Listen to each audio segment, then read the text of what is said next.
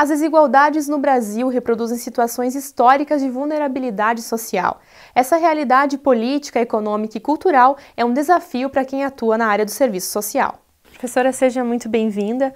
O profissional de serviço social, ele se depara todos os dias com uma realidade de desigualdade, né? O Brasil, ele tem tido muitos avanços, mas ainda é um país desigual. Como que esse profissional lida com este cenário? Bem, se a gente for considerar, né, eu sempre gosto dessa expressão, que o Brasil precisa do serviço social como profissão, a gente considera que o serviço social ele está fortemente vinculado à realidade brasileira, mundial, enfim. Mas no nosso caso, no contexto brasileiro, em que a gente tem aí índices de desigualdades, concentração de riqueza e renda muito agressiva ainda, né, aos padrões de vida, à qualidade de vida da grande maioria da população, eu diria que essa profissão tem muitos desafios, né? Até porque é uma profissão que tem quase 80 anos de existência no Brasil, né? É uma profissão que vem amadurecendo cotidianamente suas análises, suas redefinições de prática. E como ela é fortemente vinculada com a realidade, essa realidade também redefine as demandas que se colocam para a profissão. Então, nesse sentido, os profissionais eles precisam constantemente se atualizar, eles precisam constantemente ter uma leitura crítica dessa realidade e, ao mesmo tempo, entendo a leitura, uma perspectiva muito propositiva. Por quê? Porque a nossa profissão ela é eminentemente interventiva. Muito embora é uma profissão que produz muito conhecimento acerca da realidade na qual ela trabalha, e essa profissão ela trabalha tanto com abordagens diretas com a população, em ações socioassistenciais, quanto indiretas, né? Tanto em instituições privadas como instituições públicas, na esfera governamental, não governamental, em empresas. Então, nesse sentido, o profissional tem um campo largo de intervenção, de espaços, como a gente sempre diz, socioocupacionais de trabalho, né?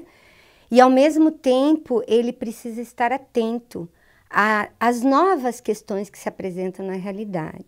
Então, o enfrentamento da pobreza hoje, da desigualdade, ele passa por ações diretas, né, diretamente com a população usuária, emprestando atuação acerca de projetos, programas, serviços políticas públicas, né? E, ao mesmo tempo, em trabalhos que façam essa mobilização e essa organização da sociedade. Professora, quais são os principais desafios hoje? Tu comentou então que o profissional ele tem que sempre estar atento, né, às novas demandas, porque ele está diretamente ligado à realidade. Então, quais são os principais desafios hoje, sobretudo em relação às políticas públicas?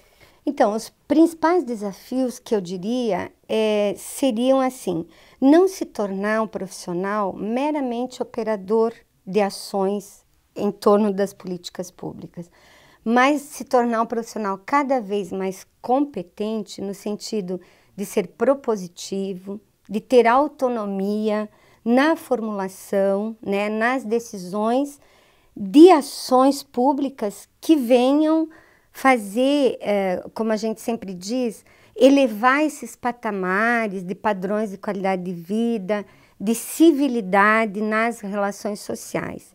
Então, para que os usuários se tornem também autônomos nas suas decisões, né? Para que os usuários também consigam decidir juntamente soluções e saídas para os problemas que afetam o seu dia a dia de vida, né? Individual, coletivo.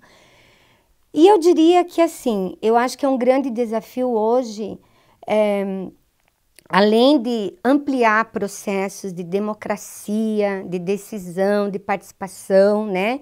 Com instâncias hoje colegiadas, como os conselhos municipais de políticas públicas, como os fóruns de desenvolvimento regional.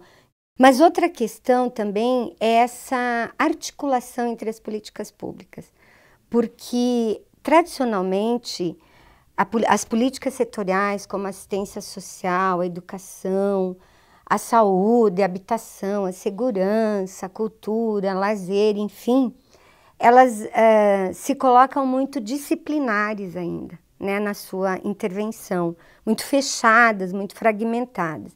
Então, promover a intersetorialidade na setorialidade dessas políticas é um grande desafio. E o assistente social, como ele tem no campo da política social, das políticas públicas, o seu campo eminente de intervenção, ele consegue ter uma inserção muito direta. Então, elevar essa mobilização, organizar esse tipo de ação com rede socioassistencial de atendimento, que defenda, né, de forma intransigente os direitos já garantidos constitucionalmente. Então, eu acho que o papel do profissional, assistente social, nesse sentido, é de sempre estar antecipando o acesso aos direitos. E não somente trabalhando em questões emergenciais ou urgentes de violação desses direitos. Professor, o governo dá autonomia para que o profissional de serviço social atue da forma como a universidade ensina, da forma como os alunos aprendem dentro da academia?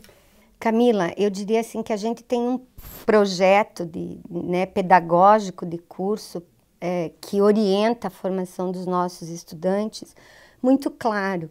E quando a gente tem no nosso perfil, né, o horizonte, no perfil do egresso, na verdade, o horizonte de torná-lo um profissional, né, formar um profissional cidadão, um profissional com autonomia, com capacidade produtiva, de leitura e análise e de práticas realmente que alterem situações e não só que compense a falta, né?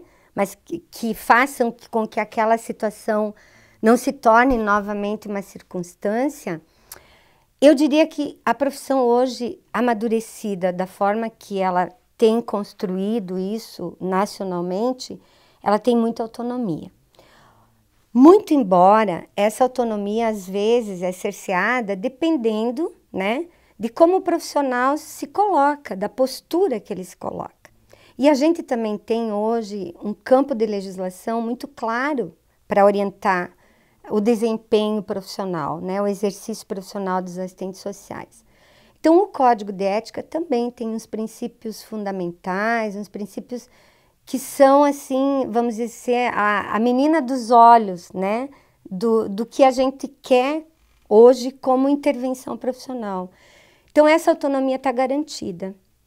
Agora, vai depender muito de como essa autonomia é gestada no campo de trabalho, né?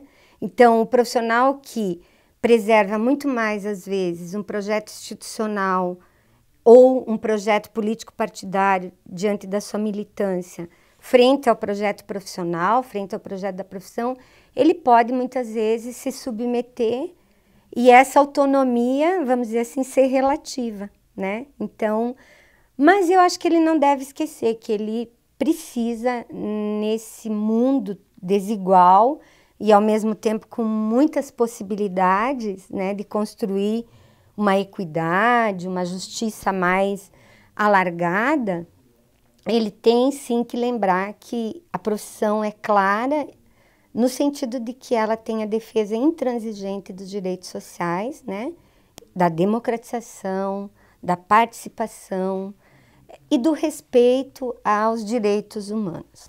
E a professora comentou a questão de não somente o profissional atuar em problemas que já se tornaram circunstâncias da nossa sociedade, mas também propor algo novo, seria isso? A gente tem que, como profissional, assistente social que somos e os que serão, né, sempre estar vigilante. Mas afinal, qual é o meu papel, né? É só operar meramente, dia a dia, fazer a prática pela prática ou tornar essa prática estratégica na qualidade de vida da população futuramente, né? Obrigada, professora. Eu que agradeço também, foi um prazer.